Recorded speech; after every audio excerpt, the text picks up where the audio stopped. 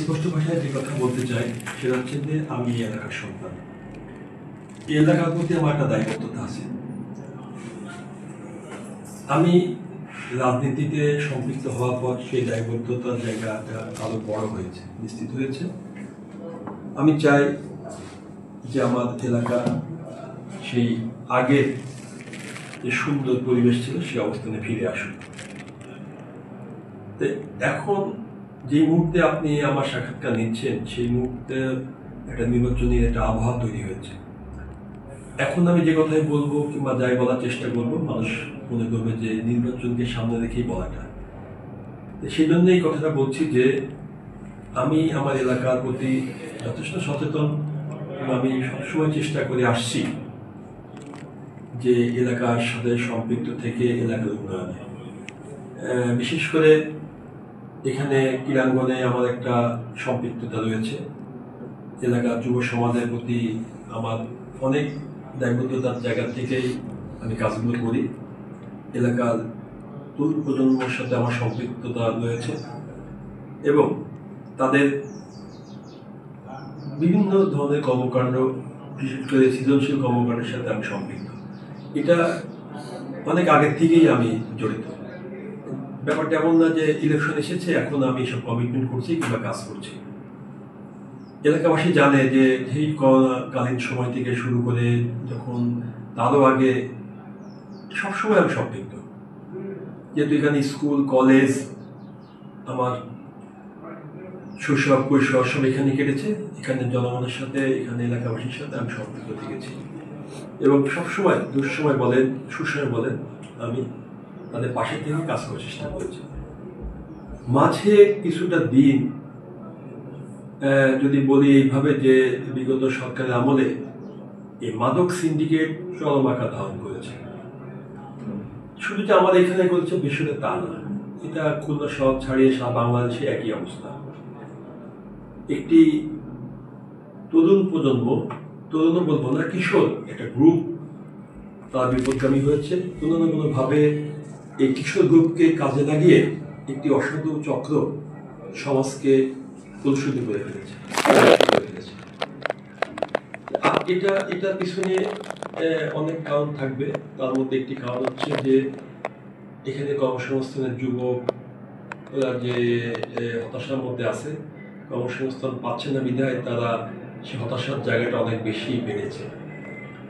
অনেক বাপ মা তার সন্তানকে লেখাপড়াতে দেওয়ার যে সুযোগ সেটা তারা তাদেরকে দিতে পারছে না।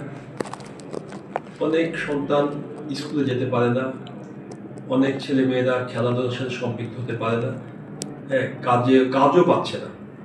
স্বাভাবিক মিলে তারা কোনো না কোনোভাবে হতাশার মধ্যে থাকে এবং এক পর্যায়ে তারা ওই মাদক সিন্ডিকেটের খপ্পরে পড়ে যায়।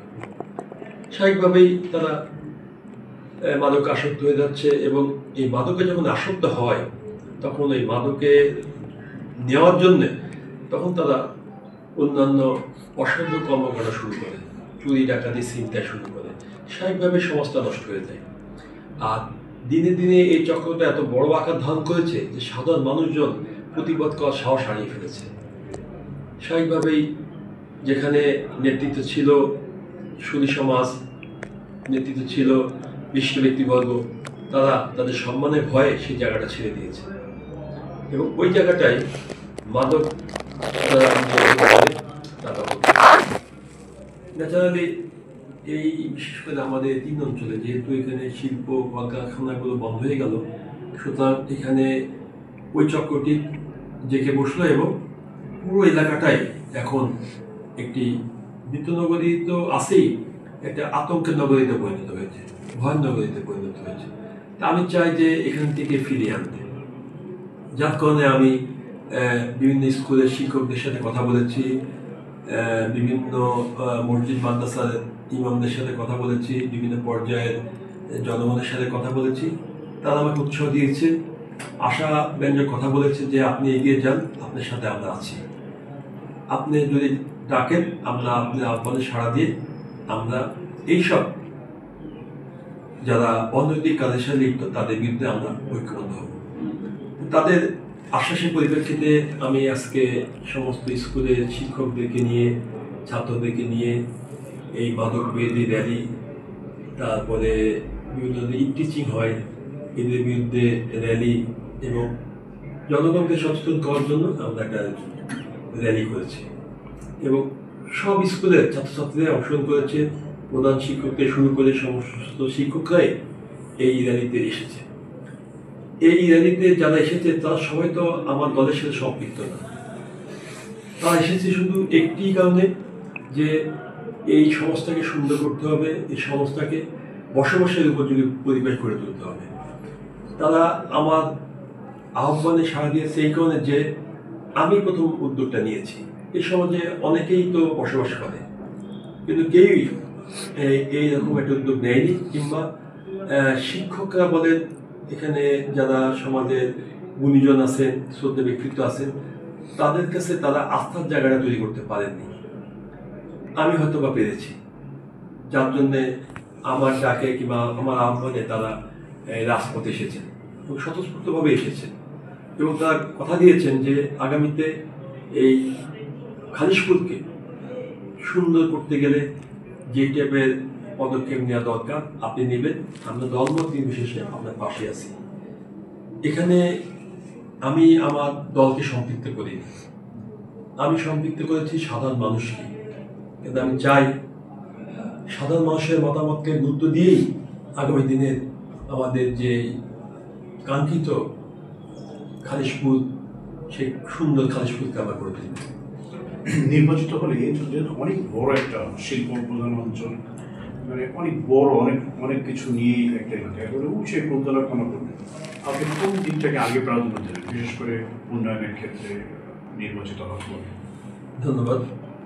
অবশ্যই অবশ্যই আমাকে প্রাধান্য দিতে হবে আমার বন্ধ মিল কলকারখানা যেগুলো আছে এগুলো চালু করা। মানে যেভাবে আমি সুযোগ কথা যদি বলি, কর্মসংস্থানের সুযোগ সৃষ্টি করা, যারা চাকরি হারিয়েছেন তাদের চাকরিগুলো ফেরত দেওয়া এবং পাশাপাশি নতুন নতুন কর্মসংস্থানের সুযোগ সৃষ্টি করা। বিশেষ করে অনেক বেকার যুবক যারা চাকরির প্রতীক্ষা আছেন এবং প্রতিনিয়তই যারা পাশ করে বসে থাকছেন, চাকরি পাচ্ছেন না, তাদেরকে নতুন কর্মসংস্থানের সুযোগ সৃষ্টি করা। এইসব বেকার যুবকদেরকে যদি আমরা কর্মসংস্থান বা চাকরি দিতে পারি, আমার বিশ্বাস অনেকাংশে আমরা এই সমাজটাকে আমরা সুন্দর করতে পারব। কারণ তাদের বলিষ্ঠ পদক্ষেপেই যে মাদকের বিরুদ্ধে আমাদের অভিযান বলেন কিংবা হতাশাগ্রস্ত যুবকরা বিভিন্নভাবে সমাজে একটা অস্থিতিশীল পরিবেশ তৈরি করছে, তাদেরকে আমরা সুপথে ফিরিয়ে আনতে পারব। কালকে বিষয়টা একটু ফাইনাল করে দেন। কালকে